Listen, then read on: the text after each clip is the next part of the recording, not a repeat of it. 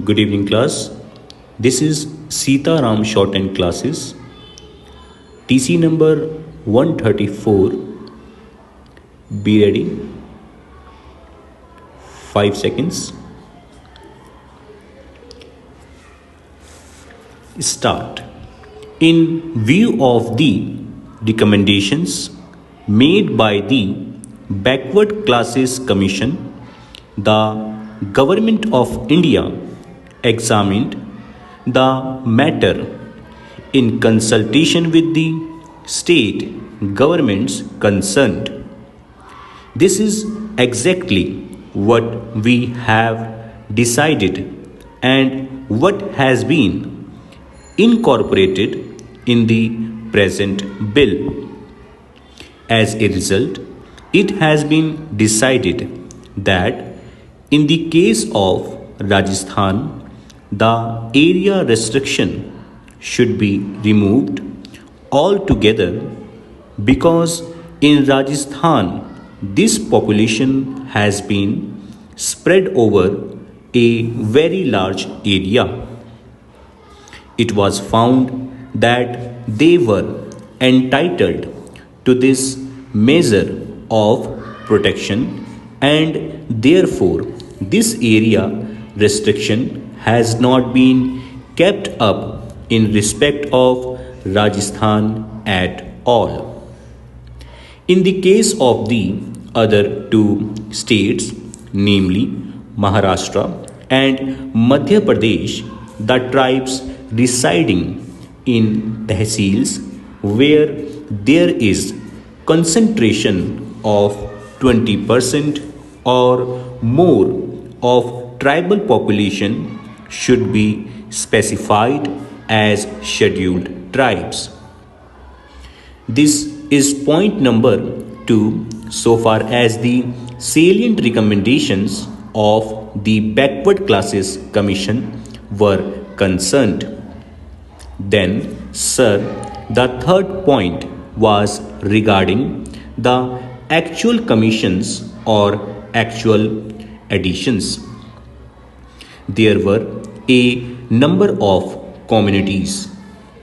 In respect of this, there are certain difficulties also which I shall be pointing out very soon. So far as the Backward Classes Commission's recommendations in this respect were concerned, there were certain natural handicaps. When we received their recommendations regarding either additions or omissions, naturally we had to depend upon the well-considered views of the state governments. As I stated to the House, there was a double reference. The first reference at the preliminary stage and the second reference was with regard to the tentative proposals that the government had evolved.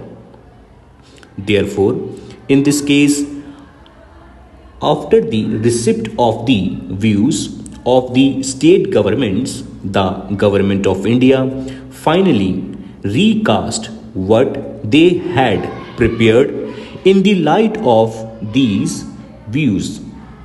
Generally, what has been done is when there has been a recommendation which is supported both by the Backward Classes Commission and the state government, then we accept that particular community either for addition, if formally it was not there, or for omission, if omission has been jointly supported by both these people. If, for example, there is a difference of opinion between them, then the government considered the matter. I would point out that the state governments have a number of means of knowing the correct position so far as these are concerned. So far as the Backward Classes Commission was concerned, there were certain handicaps as pointed out to you. And therefore, we have tried to follow the views of the state governments to the extent that it is necessary. In a few cases, naturally, we had to come to certain conclusions irrespective of the view either of the Backward Classes Commission or of the state governments. But such cases are not many. And then, after considering all these things, we have prepared the list, and you will find in the scheduled attached to the bill the names of the various communities which ought to be recognized so far as either the scheduled castes or scheduled tribes are concerned. One more important question arises so far as the number of these communities is concerned. That was a very difficult task.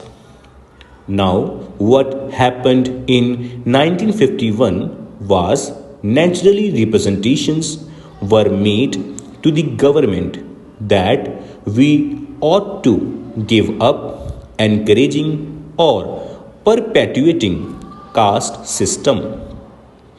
And therefore, when the 1951 census had to be prepared, the question arose as to whether the government should have the enumeration through their officers in respect of the members of the separate castes as well, or whether the enumeration should be confined to the groups or categories of scheduled castes as a whole and scheduled tribes as a whole.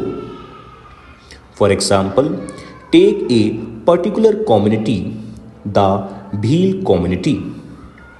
In some of the former census, we had these communities shown separately. But in the 1951 census, on account of the decision that the government took, there was this view that we should not go on perpetuating the various castes and tribes. The desire was to amalgamate all of them under these two recognized heads, namely the scheduled castes and the scheduled tribes. Therefore, a separate enumeration as Bhil was not generally mentioned. I am mentioning only one community, not the others. What was done was when the man stated that he belonged to a particular tribe or a caste, then the enumerator found out whether he was one of the scheduled castes or scheduled tribes recognized by the president's order. Then his name was shown in the category of scheduled castes or scheduled tribes without mentioning the special community. Afterwards, this commission was appointed. One of the results of the appointment of this commission was naturally the accentuation of the emphasis on castes and tribes. Every community began to plead because, after all, certain rights were given. The political right of representation was also given. and therefore every community thought it advisable to claim that either they were scheduled caste or scheduled tribe.